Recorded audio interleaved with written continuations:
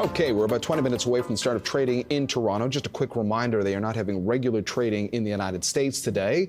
It is the Juneteenth holiday. And joining us to talk about the markets again is Lesley Marks, Chief Investment Officer at Mackenzie Investments. Lesley, before we were talking about central bank strategy, but you made the point that government supports are worth watching if you're an investor and trying to figure out where the economy goes. Can you just elaborate why? That's right. And I just want to give a little bit more context around that. We talked about how we think that the next little time period will be mired with uncertainty, consolidation in the market after a really strong run, the focus being on, the uncertainty of the conflict in Iran, uncertainty around tariffs. And we think that most of that dust kind of clears by the end of this year. And so that sets us up very well for 2026. And the motivation for a good setup in 2026 is more fiscal related. Now, we don't really know I think we have a good sense that the Bank of Canada will continue to cut interest rates throughout this year. It looks like the Federal Reserve will probably cut 1 to 2 times throughout the year. But I think there's a little more uncertainty around the Federal Reserve.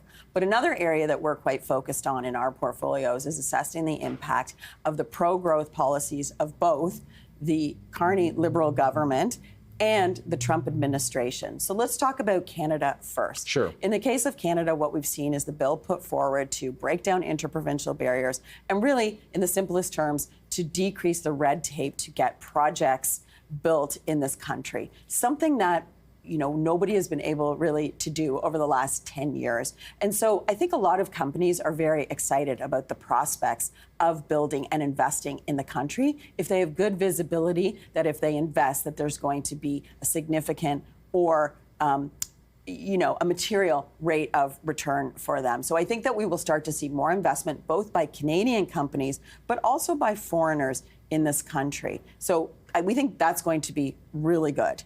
And can I just jump in for 1 second? Because I guess there were 2 parts of what you were saying that I was thinking of. One is that if a government is doing some spending with focus, because obviously there's all sorts of fiscal questions around additional spending, since we've been spending a lot over the last 5, 6, 7 years.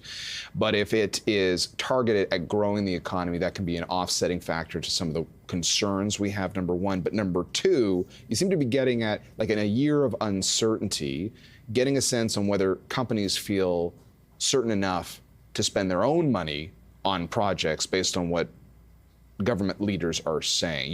You feel like this new Liberal government is doing enough to satisfy corporations in this country, to give them the confidence to go out and make some longer term commitments, which would help the economy? So look, it's early days when it comes to the plans. All we have right now is a bill. Right. So I think that remains to be seen, but I think the steps are in the right direction.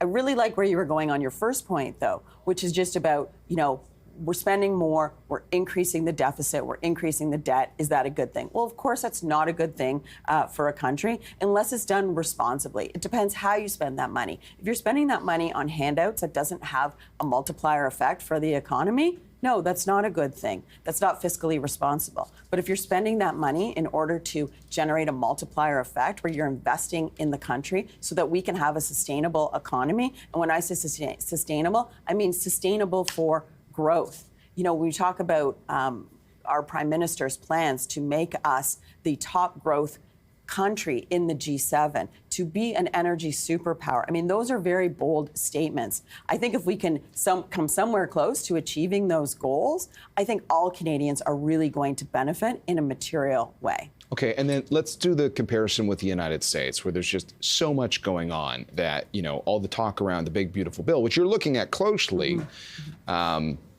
has been diluted by now we're wondering about, the threat of war, what that means.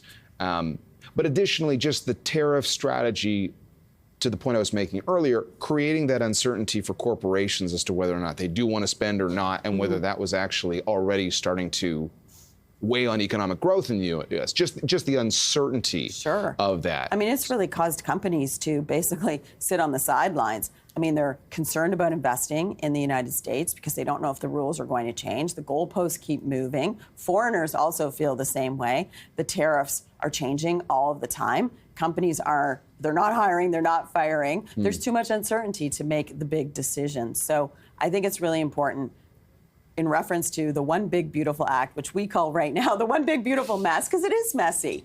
And we've seen it get through the House, but now it's going through the Senate, and there are modifications that are coming. And we're assessing those and saying, is this going to be marginally positive for the U.S. economy? I mean, certainly there's things in that act that a lot of citizens will not like, but on balance, I think maintaining the tax cuts that we saw from the first Trump administration is really important for the U.S. economy.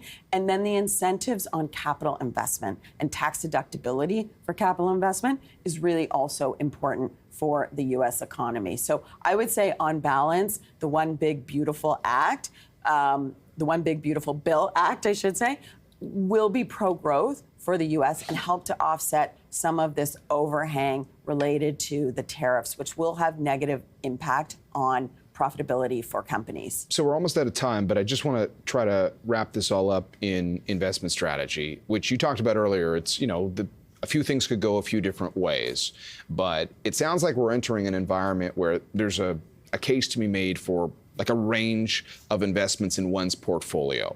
So how are you thinking about, I know it's not a lot of time to ask you this, but how are you thinking about constructing one's portfolio right now between different things, equities, bonds, all that kind of stuff? So I think at this point in time, the best thing for an investor to do is to stay with their long-term strategic asset allocation. It's not a time to be making bold calls, similar to what a CEO is experiencing when they're looking at the outlook for their business right now. This is not a time to make a big, bold decision in your portfolio because of the level of uncertainty surrounding the economy and the central bank and all the things that we've talked about. But I do think that moment is going to come. I think there is going to be this pro-growth tailwind in North America and I think actually around the world as we start to see, we haven't even talked about Europe, but as we start to see greater fiscal spending in Europe as well, that's going to be a really good setup for equities down the road.